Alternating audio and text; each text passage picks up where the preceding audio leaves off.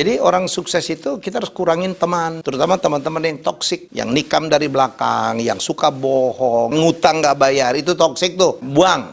Banyak sekali konten-konten saya tentang agar kita mengurangin kawan. Jadi maksudnya kurangin temanmu yang nggak perlu. Saya juga pernah ngomong, makin sukses seseorang, temannya makin dikit kayak saya. Teman saya nggak banyak sekali, karena nggak punya waktu juga. Untuk jalan-jalan, untuk apa gitu, saya nggak punya waktu. Untuk buang-buang waktu, misalnya clubbing atau apa, saya nggak punya waktu dan nggak suka juga gitu. Saya mengefektifkan waktu saya dengan istri, kita banyak jalan, banyak traveling, jogging, ya karena waktu terbatas banget. Jadi orang sukses itu kita harus kurangin teman, terutama teman-teman yang toksik.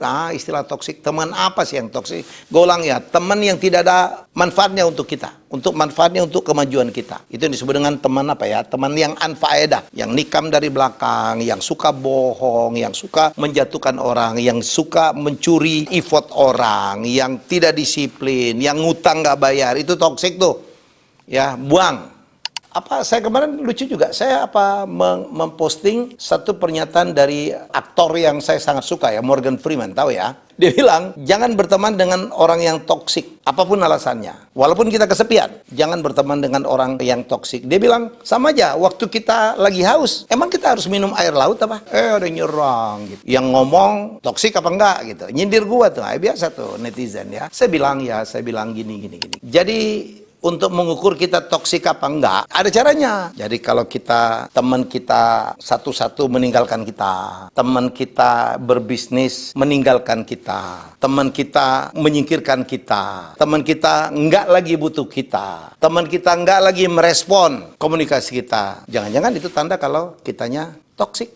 Jadi mari kita merefleksi diri kita sendiri. Apakah kita orang yang toksik? Tidak sekedar kita menghindari teman-teman yang toksik. Jangan-jangan kita loh yang toksik. Itu dia gejala-gejalanya.